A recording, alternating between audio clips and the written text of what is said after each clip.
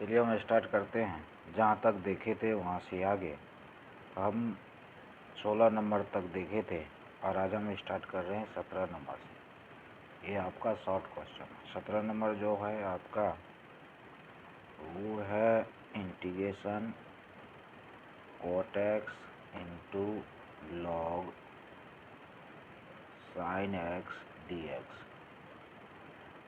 तो हम यहाँ से पुट कर देंगे, पुट t बराबर लॉग sin x, और पहले ही बता दिए थे अगर लॉग वाला क्वेश्चन है तो उसमें लॉग ही पुट करता होता।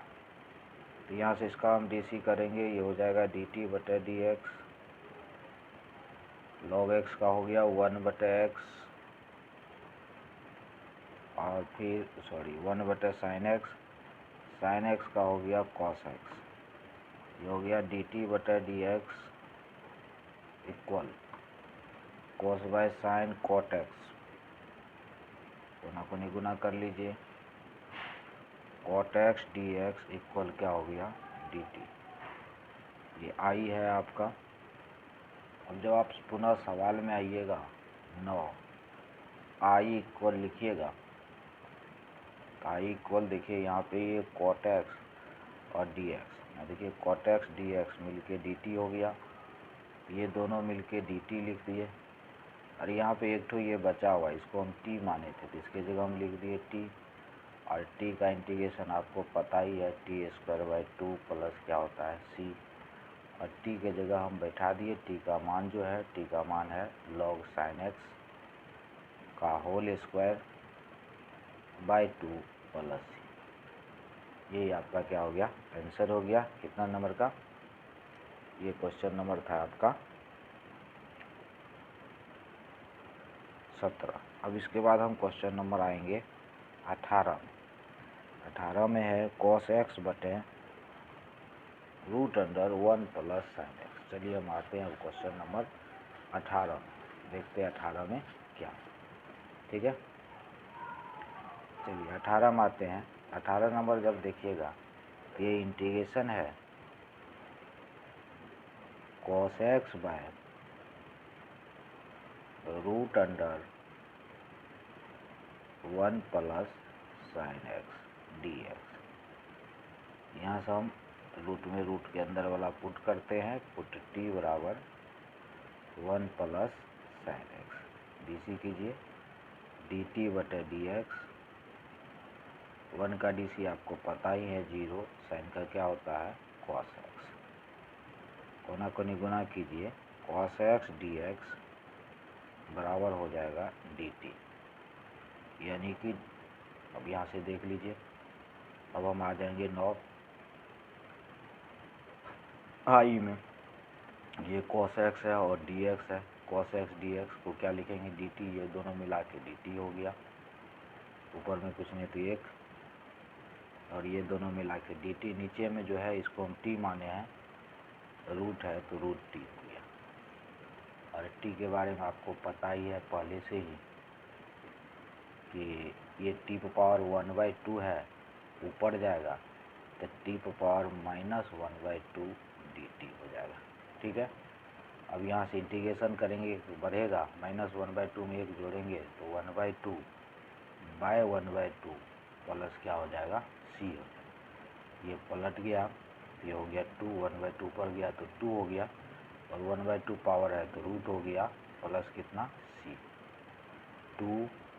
और इसका जो वैल्यू है हम यहाँ पे बैठा देंगे, t का वैल्यू है 1 प्लस sin x, तो 1 plus sin x plus c, यही आपका आंसर हो। ठीक है, ये क्वेश्चन नंबर क्या था आपका 18 था। अब हम अगला चलते हैं क्वेश्चन नंबर किसमें 19। ठीक है, तो देखते हैं हम क्वेश्चन नंबर 19 क्या है, उसको भी हम समझते हैं। क्वेश्चन नंबर 19 जो है वो आपका इंटीग्रेशन का ही क्वेश्चन है। देखिए 19 नंबर में क्या है। 19 नंबर में दिया हुआ लेट आई बराबर इंटीग्रेशन sec² 7 - 4x dx। यहाँ से हम पुट करेंगे, पुट t बराबर 7 - 4x। यहाँ से डीसी करेंगे तो डी टी बटा डी एक्स 7 का होता है 0 माइनस 4 गुना 1, तो हो गया माइनस 4 डी एक्स बराबर डी टी। तो यहाँ से डी एक्स बराबर हो जाएगा -1/4 डी टी। ठीक है, तो यहाँ से जब आप उस इंटीग्रेशन में जाइएगा, इसको आप टी माने थे और इसका जो मान आया था वो बैठा दीजिए, तो हो गया सेक स्क्वायर टी और इसका मान आया 1/4 डी टी -1/4। तो ये -1/4 बाहर हो जाएगा। सेक स्क्वायर का आपको पता ही है 10 टी होता है, प्लस क्या हो जाएगा सी -1/4 और 10 टी जिसको माने थे बैठा दिए, टी लिखा हुआ 7 - 4x + c। ठीक है, अगर ये क्वेश्चन ऑब्जेक्टिव में पूछता है तो इसका सीधा सा हो जाता है सेक स्क्वायर का इंटीग्रेशन होता है 10x, इसमें देखिए -4 से गुना है इसीलिए -4 से भाग हो जाएगा। अगर ये ऑब्जेक्टिव में पूछता तो यही हो जाता सेक स्क्वायर का 10 जो एंगल है वही रहेगा, लेकिन -4 से भागा हो जाएगा यानी कि 1/4 हो जाएगा। ठीक है, उसके बाद हम अगला आते हैं नेक्स्ट क्वेश्चन में, देखते हैं अगला क्वेश्चन क्या है। नेक्स्ट क्वेश्चन जो है वो आपका है क्वेश्चन नंबर 19 हुआ था, अब हम क्वेश्चन नंबर 20 में आते हैं। तो 20 नंबर में जो है इसमें दिया हुआ है, ये डिफरेंशियल इक्वेशन का क्वेश्चन है, dy/dx इक्वल 1 + y² बटे 1 + x²। ठीक है, इस क्वेश्चन को बनाने के लिए पहले कोना कोनी गुना कर लेते हैं। 1 + x² dy, ये कोना गुना हुआ 1 + y² dx। इसमें करना क्या होता है, ये वेरिएबल सेपरेबल रूल लगेगा, तो वेरिएबल को एक साइड करना पड़ता है, मतलब इस y वाला को y तरफ, dy तरफ, ये dy है, इस साइड इसको हम ले आएंगे, ये गुना में इधर आएगा तो भाग में हो जाएगा, ये हो जाएगा dx, ये गुना में है इधर आएगा तो किसमें चल जाएगा, भाग में चल जाएगा। ठीक है, अब इसके बाद हम लिखेंगे integrating on both side, integrating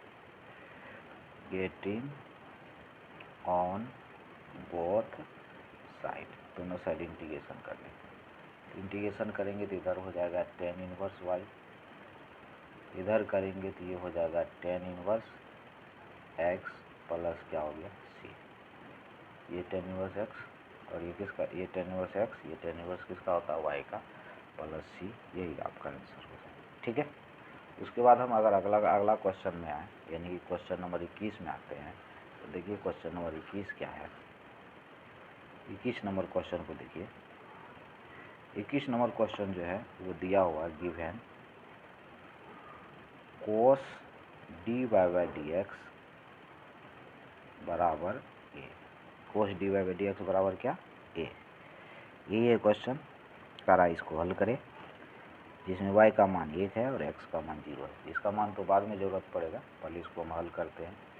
इसको हम उधर भेज देते हैं, ये हो जाएगा dy/dx, कोस उधर गया तो कोस इनवर्स क्या हो गया a, फिर और आगे बढ़िए, ये हो गया dy/dx, सॉरी ये तो उधर चल जाएगा, cos inverse a into dx, कोना कोनी गुना करेंगे। अब यहाँ लिखेंगे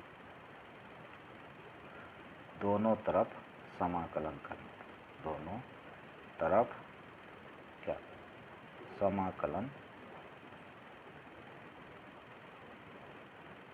करने पर, या हिंदी में इंग्लिश में इंटीग्रेटिंग ऑन बोथ साइड। इधर क्या है मेरा, इधर देखिए, इधर मेरा dy है तो dy का इंटीग्रेशन y होता है, ये कांस्टेंट है बाहर हो जाएगा, और dx का क्या हो जाएगा x plus integration constant c, ये मेरा फर्स्ट हो गया। अब क्वेश्चन में दिया हुआ है व्हेन, जब y equal to 1 then when x equal to 0 y equal to 1, तो y के जगह 1 बैठा दिए, x के जगह 0 बैठाएंगे तो 0 गुना कोई चीज़ 0 प्लस क्या हो गया c, यानी कि c का मान आ गया 1।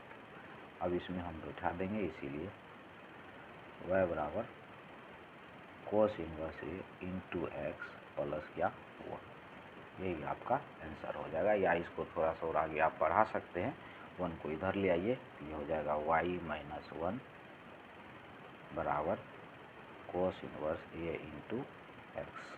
ठीक है, यहाँ कर सकते हैं या वहीं छोड़ दीजिए, वही आपका सही आंसर हो जाएगा। ठीक है, अब हम इसके बाद क्वेश्चन नंबर किस में चलेंगे। ये था मेरा क्वेश्चन नंबर कौन सा, 22 था, 21 था, 21 था। और उसके बाद हम आते हैं 22 में। तो 22 नंबर क्वेश्चन जो है ये वेक्टर से दिया गया है। इसमें कह रहा है कि एक वेक्टर का प्रोजेक्शन दूसरे पर निकालें। हम मान लेते हैं, माना एक वेक्टर ए है जिसका मान है आपका i plus 3j plus 7, i plus 3j plus कितना 7 के। और दूसरा वेक्टर बी है जिसका मान है आपको 7i माइनस j प्लस 8 के। ठीक है, इसका प्रोजेक्शन करा ए का बी पे ज्ञात कीजिए। तो प्रोजेक्शन ज्ञात करने का सीधा सा कॉन्सेप्ट है, पहले इसका डॉट प्रोडक्ट निकालना पड़ता है। और डॉट प्रोडक्ट कैसे निकालते हैं, पहला वाला के साथ यहाँ 1 गुना 7 हो जाएगा, 3 गुना माइनस 1 तो -3, 8 7 56। सिर्फ गुना कर लेते हैं, आई गुना 1 होता है, जे गुना जे 1 होता है, के गुना के 1 होता है, के डॉट के 1 होता है। ये हुआ 4, 56 4 कितना हो गया 60। और बी का मोड का ज़रूरत पड़ेगा, जब सूत्र यूज करेंगे तो वहाँ बी का मोड का ज़रूरत पड़ेगा, इसलिए निकाल लेते हैं। 7 का स्क्वायर 49, ये हो गया 1 और ये हो गया आपका 64। 49 1 50, अब 50 64 हो गया 114 रूट अंडर। अब हम निकालेंगे हैंस आता, सॉरी, चूँकि हम जो जान रहे हैं projection of A on B बराबर जो सूत्र होता है वो होता है ए डॉट बी बटे बी का मोड, जिसमें ए डॉट बी 60 है और बी का मोड है आपको रूट अंडर 14। तो यही आपका आंसर हो जाएगा। ठीक है, ए डॉट बी बटे क्या होता है बी का मोड, और वही सूत्र को अप्लाई करके वहाँ से आसानी से हम निकाल लेंगे। ठीक है, चलिए आगे चलते हैं। अगला क्वेश्चन नंबर इसमें 22 तो हो गया। अब क्वेश्चन नंबर हम आते हैं 23 में। तो देखते हैं 23 नंबर क्वेश्चन क्या है। 23 में क्वेश्चन में आइएगा तो इसमें LHS दिया हुआ प्रूव करने वाला क्वेश्चन है। इसमें दिया हुआ प्रूव करे a minus B cross a plus B बराबर 2a क्रॉस बी। तो पहले हम इसको गुना करते हैं, a से गुना करते हैं तो a से इसमें गुना किए तो a क्रॉस a हो गया, फिर a से गुना किए b में तो a क्रॉस क्या हो गया b हो गया, फिर b से करेंगे a में तो b क्रॉस a हो जाएगा, फिर b से b में तो b क्रॉस b। ठीक है, ये माइनस गुना प्लस माइनस, माइनस गुना प्लस माइनस, ये दोनों माइनस में चूँकि प्लस वाला है, यहाँ ये हो गया आपका 0। सेम गुना रहने पर क्रॉस प्रोडक्ट में 0 होता है, डॉट प्रोडक्ट में 1 होता है, क्रॉस में 0 होता है। यहाँ है a क्रॉस b, यहाँ पे भी हम उल्टा देते हैं, ए बी क्रॉस ए है तो इसको हम ए क्रॉस बी लिख देते हैं, तो इसमें चिन्ह बदल जाएगा क्योंकि ये वेक्टर प्रोडक्ट है। और वेक्टर डॉट वाला हम उल्टाते हैं तो चिन्ह नहीं बदलता है, यहाँ क्रॉस वाला है इसलिए माइनस था तो ये क्या हो गया प्लस हो गया, और ये हो गया बी डॉट बी सेम है तो 0। तो ये हो गया ए क्रॉस बी 2, एक तो 2 तो ए क्रॉस बी, यही मेरा RHS प्रूव हो गया। ठीक है, उसके बाद हम अगला क्वेश्चन में आए। क्वेश्चन नंबर होगा आपका कितना, ये 23 था। अब अगला क्वेश्चन जो होगा वो क्वेश्चन नंबर होगा 24। तो चलिए हम 24 में आते हैं, देखते हैं 24 नंबर क्वेश्चन क्या है। तो क्वेश्चन नंबर 24 का चर्चा कर रहे हैं, और 24 में सिंपल सा क्वेश्चन है, 2 वेक्टर आपको दिया हुआ ए बी, तो कह रहा है ए क्रॉस बी क्या का मोड ज्ञात करें। तो ए का जो वैल्यू दिया हुआ है वो ए का वैल्यू दिया हुआ आई माइनस 7j प्लस 7k, और बी का जो वैल्यू दिया हुआ है वो दिया हुआ 3i minus 2j plus 2k। ठीक है, तो इसका कारण क्रॉस प्रोडक्ट का मोड ज्ञात कीजिए। पहले हम क्रॉस प्रोडक्ट ज्ञात करेंगे। क्रॉस प्रोडक्ट का सिंपल सा नियम है, आपको पता ही होगा। पहला रो में आई जे के लिखते हैं और आई वाला गुणांक लिखते हैं। आई के नीचे 1 और 3 है तो 1 3 डालते हैं। फिर क्या है आपका, इसमें देखिएगा, इसमें -7 -2 है तो यहाँ -7 -2 देंगे, यहाँ 7 2 है तो 7 और क्या डालेंगे हम 2 देंगे। अब हम इसको पहला रो के अबाउट तोड़ देंगे।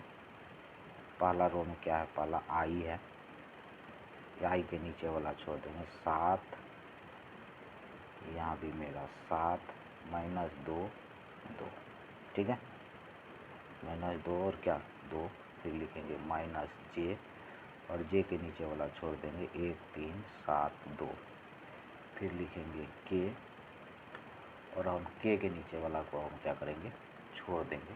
तो यहाँ हो गया 1 -7 3 और कितना -2। अब इसको हम हल कर लेते हैं। हल कैसे करेंगे, देखिए ये लिखे हम आई कोना कोनी गुना करेंगे -14, ये -14 बीच में माइनस होता तो माइनस माइनस +14, जे यहाँ लिखिए 2 -21 के,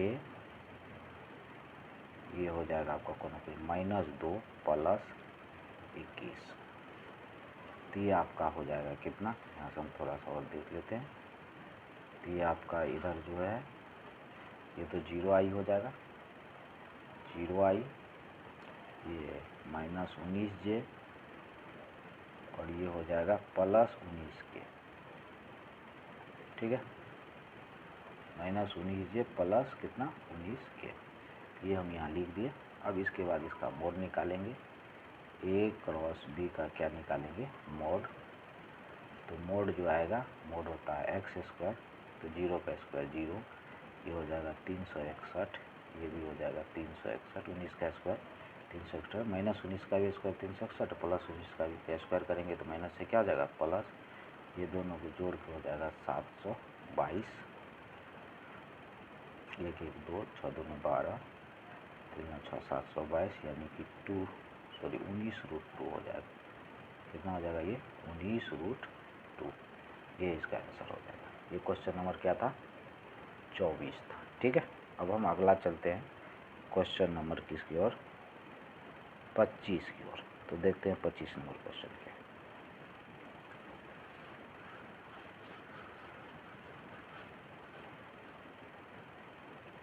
क्वेश्चन नंबर 25 में आते हैं। तो क्वेश्चन नंबर 25 जो है ये वेक्टर का क्वेश्चन है और इसमें कह रहा है कि एक वेक्टर p है, p का कोऑर्डिनेट दिया हुआ, p का जो कोऑर्डिनेट है तो इसको पोजीशन वेक्टर बना लेते हैं। और p का कोऑर्डिनेट 1 2 3 है तो i + 2j प्लस क्या हो गया 3k, i j k लगा देते हैं, पोजीशन बन जाता है। और दूसरा वेक्टर q है तो OQ का मान हो जाएगा आपका, Q का मान है 4 5 6, तो ये हो जाएगा 4i प्लस 5j प्लस कितना 6k। अब यहाँ से हम PQ निकाल लेते हैं। PQ का फॉर्मूला आपको जानना पता ही होगा, हेड माइनस टेल।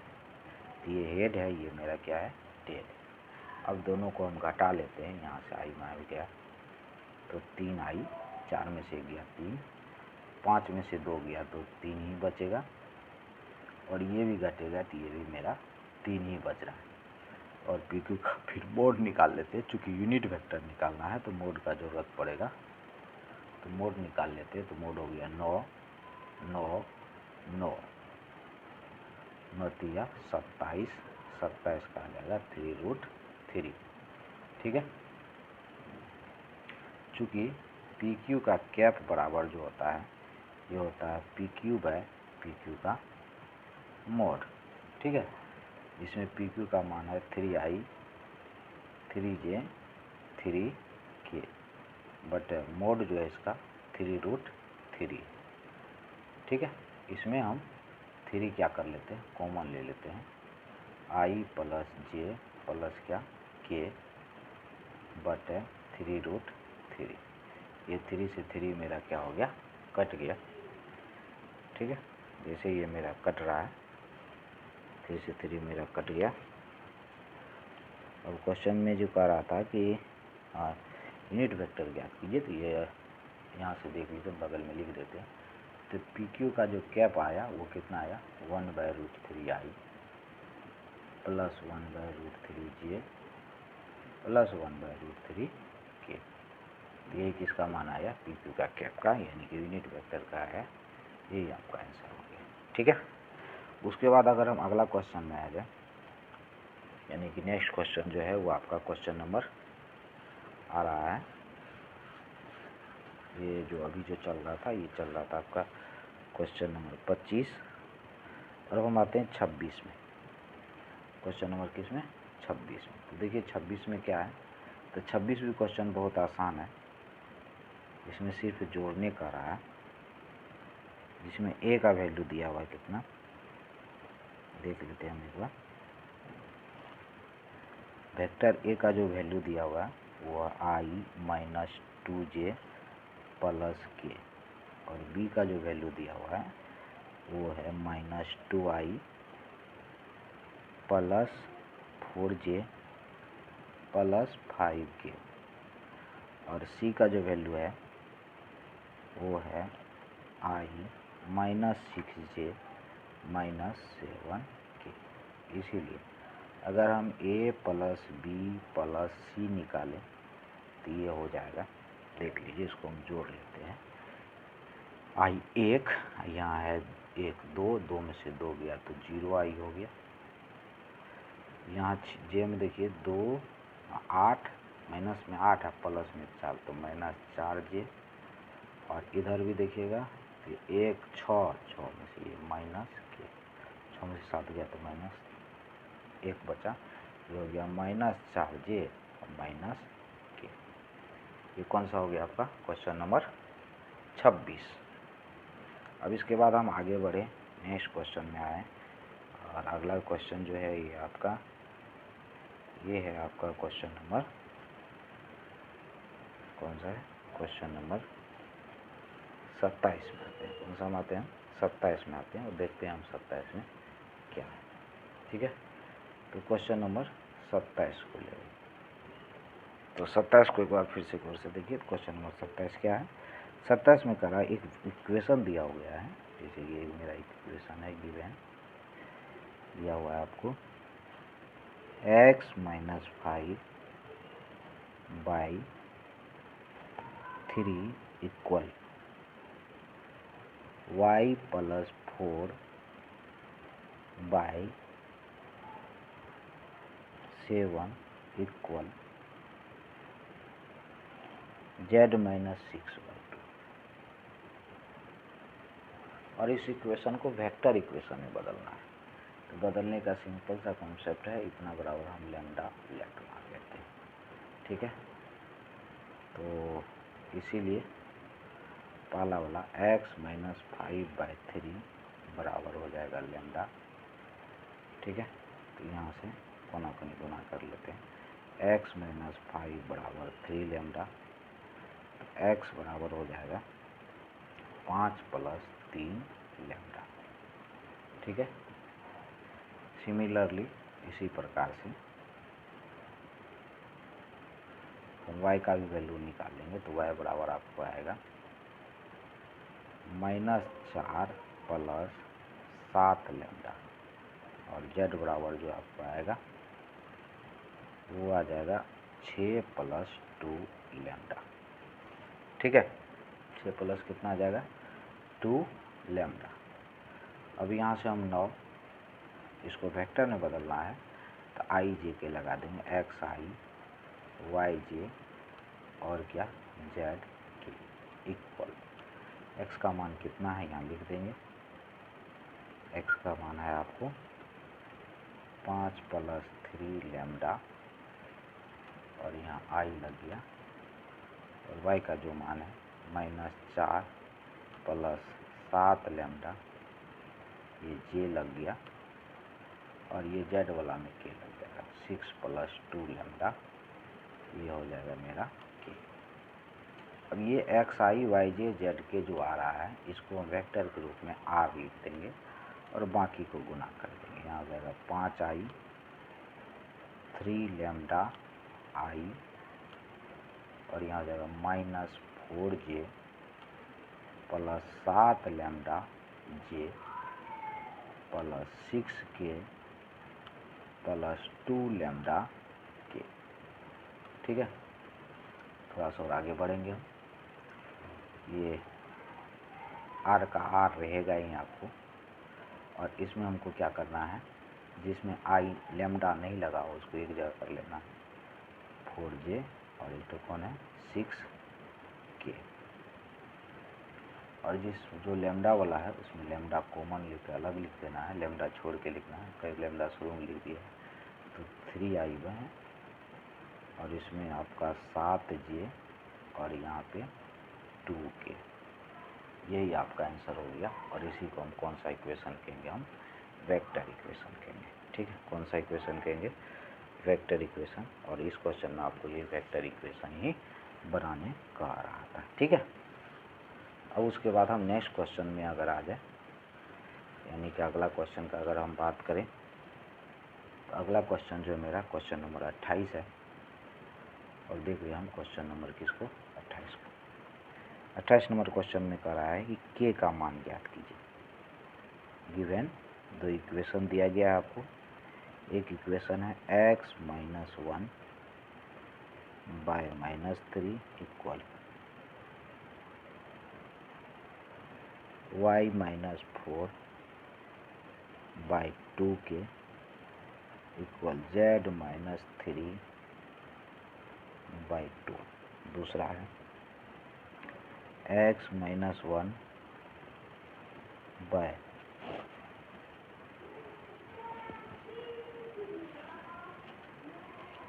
3k बराबर y - 1 / 1 बराबर z - 6 बटे -5। ये 1 है, ये है आपका 2। लिखेंगे चूँकि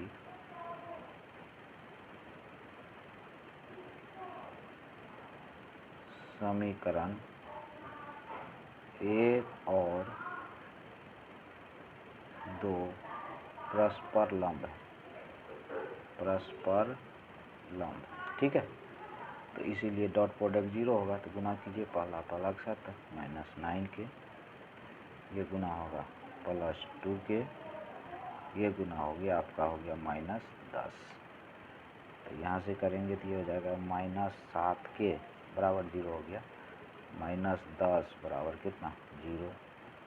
ठीक है, आगे बढ़ाएं, -7k बराबर 10, तो k बराबर हो गया -10/7। यही आपका आंसर हो गया। और ये रहा मेरा कौन सा क्वेश्चन, क्वेश्चन नंबर 28। अब हम चलेंगे क्वेश्चन नंबर 29 की ओर। ठीक है, तो देखते हैं 29 में क्या है। 29 नंबर क्वेश्चन जो है ये प्रोबेबिलिटी से लिया गया है। किससे लिया गया है, प्रोबेबिलिटी से लिया गया है, और इसको भी हम देख लेते हैं 29 नंबर को। देखिए 29 नंबर क्वेश्चन क्या है। 29 नंबर क्वेश्चन में दिया गया है PA दिया हुआ है। PA जो है ये है आपका 1/4, PB जो है ये है आपका 1/2, और उसके बाद PA इंटरसेक्शन B ये दिया हुआ है 1/8। तो आपसे कह रहा P0 A और नॉट B ज्ञात कीजिए। तो इसके लिए पहले यूनियन ज्ञात करना होगा, A यूनियन B। यूनियन का जो सूत्र होता है वो होता है PA + PB - PA intersection B। ठीक है, पी ए का मान है 1/4, इसका है 1/2, 1/8।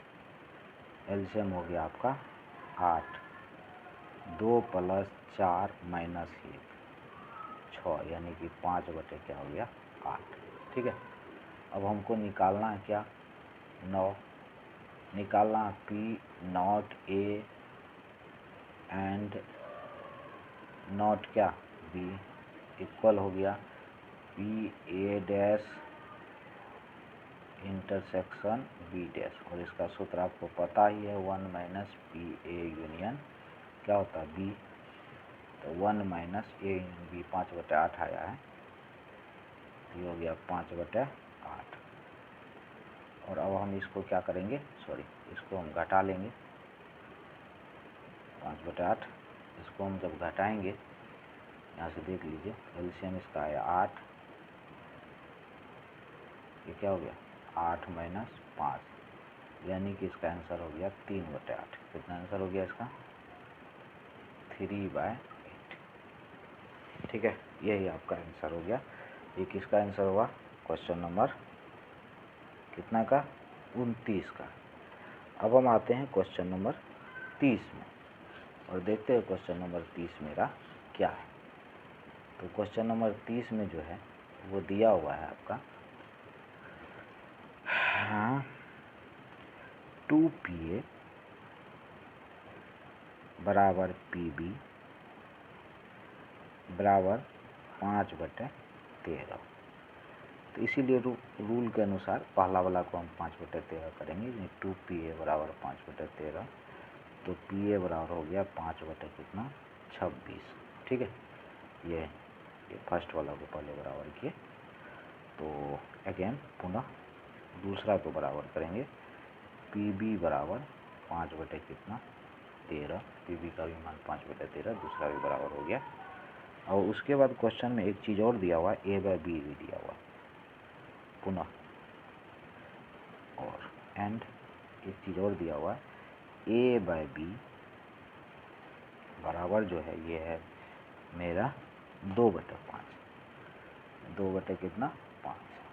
A/B का सूत्र लगा देंगे, A/B का आपको सूत्र पता ही होगा, A इंटरसेक्शन B बटे कितना PB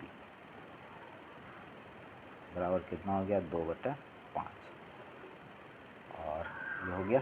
अब यहाँ से हम थोड़ा सा और आगे बढ़ेंगे, सॉरी यहाँ पर मान जिसका जितना है बैठा देंगे, A इंटरसेक्शन B का तो मान नहीं है तो यही रहने दिए, और बटे नीचे वाला PB का मान यहाँ पे है 5/13, तो 5/13 बैठा दिए, इक्वल हो गया कितना 2/5। तो यहाँ से हो गया PA इंटरसेक्शन B बराबर 2/5 गुना 5/13, तो ये यहाँ से कट गया, PA इंटरसेक्शन B बराबर हो गया कट गया तो 2/13। इस क्वेश्चन में हमको मांग क्या रहा था, इस क्वेश्चन में मांग रहा था यूनियन का मान ज्ञात कीजिए। किसका मान ज्ञात कीजिए यूनियन का। तो यूनियन का सूत्र तो आपको पता ही होगा, PA यूनियन B बराबर क्या होता है PA + PB minus PA intersection B। PA कितना है PA है 5/26, PB कितना है 5/13, और PA इंटरसेक्शन B 2/13। ठीक है, इसका एलसीएम ले लेंगे, एलसीएम जो आ जाएगा वो 26 हो जाएगा, 5 + 10 - 4, तो 15 में से 4 गया तो 11/26 इसका आंसर हो जाएगा। ठीक है, कितना हो जाएगा इसका आंसर 11/26, यही आपका आंसर हो गया। ठीक है।